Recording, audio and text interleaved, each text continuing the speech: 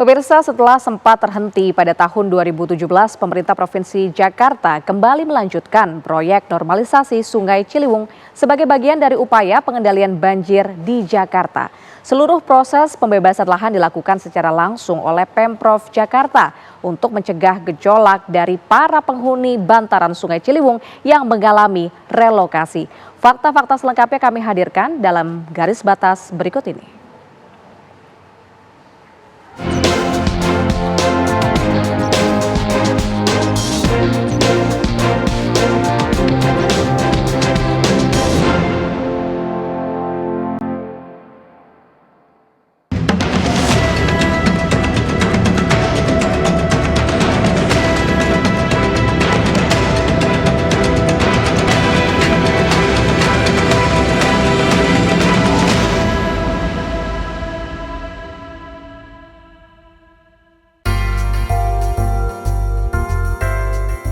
Setelah sempat mandek pada 2017, normalisasi Ciliwung kini dilanjutkan kembali.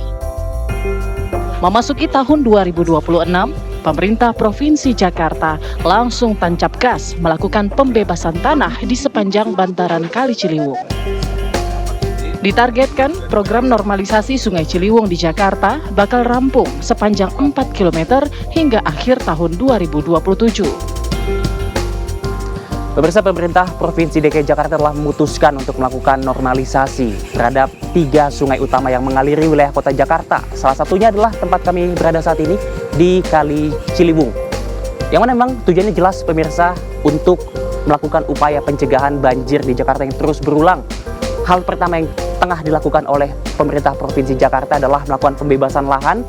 Mereka tengah melakukan pembongkaran terhadap sejumlah rumah yang berdiri di atas ataupun bantaran Kali Ciliwung.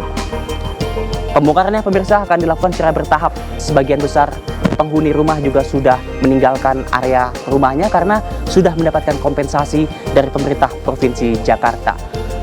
Tentu kita kawal bersama pemirsa, apakah normalisasi Kali Ciliwung ini benar-benar menjadi solusi jitu bagi pencegahan dan juga penanggulangan banjir di kota Jakarta. Sungai Ciliwung memiliki peran vital dalam sejarah dan perkembangan kota Jakarta. Ia merupakan satu dari 3 aliran sungai yang bermuara di Teluk Jakarta. Namun seiring masifnya pembangunan dan semakin padatnya penduduk, Sungai Ciliwung mengalami berbagai perubahan drastis, termasuk pencemaran dan pendangkalan. Bantaran sungai berubah menjadi permukiman padat dan kumuh.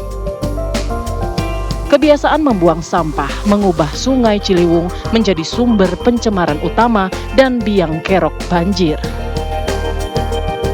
Melalui kebijakan normalisasi, Gubernur Jakarta Pramono Anung mengklaim akan mampu mengurangi banjir dari luapan Sungai Ciliwung sampai 40%. Ini adalah bagian untuk mengatasi banjir jangka menengah yang ada di Jakarta.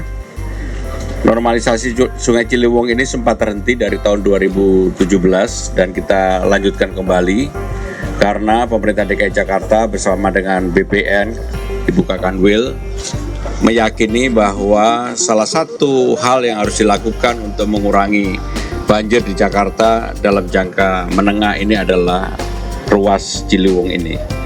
Ciliwung ini adalah hampir 40% Bu ya, hampir 40% aktivitas sungai yang ada di Jakarta adalah di tempat ini, sehingga dengan demikian normalisasi Ciliwung ini menjadi penting.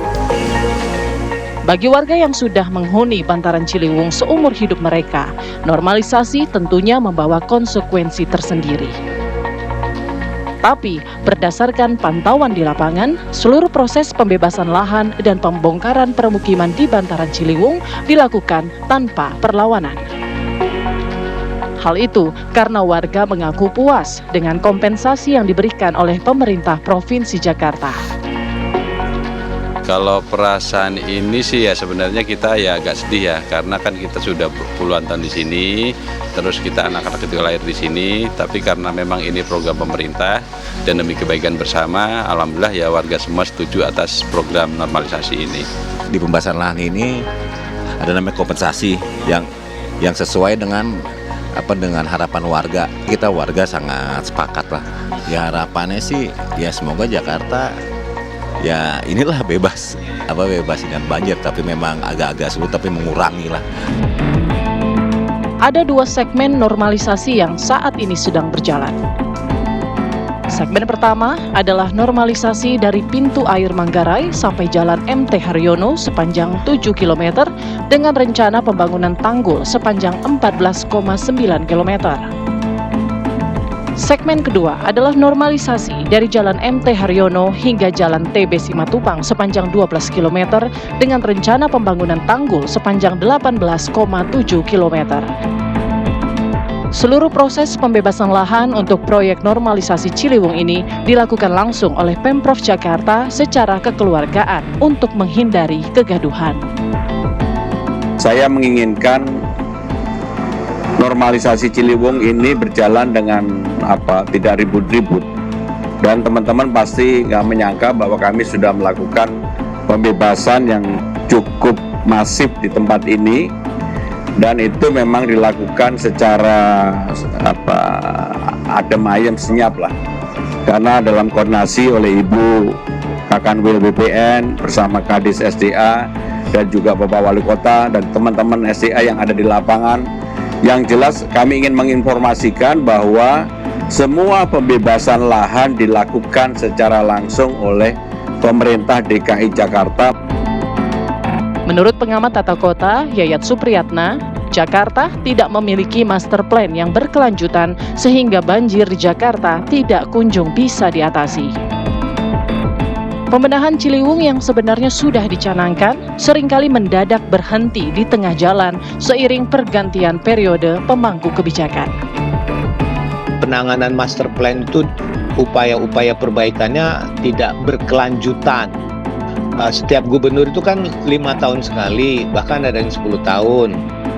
Cuman pertanyaannya banjir ini menjadi prioritas atau tidak gitu. Seperti dulu waktu kebijakannya Pak Basuki atau Pak Jokowi atau Pak ini kan meminta bahwa keberlanjutan normalisasi Ciliwung itu dilanjutkan. Tapi begitu masuk masa Pak Anies itu tidak berkelanjutan karena Pak Anies punya konsep naturalisasi bukan normalisasi. Itu kan jadi bahan perdebatan, akhirnya berhentilah konsep penanganan pengendali banjir di Jakarta. Di usia yang mendekati 5 abad, banjir masih menjadi pekerjaan rumah yang melingkupi kota Jakarta. Publik sangat menanti kebijakan-kebijakan pemerintah yang tepat sasaran dan berkelanjutan dalam menanggulangi musibah banjir yang semestinya bisa dicegah.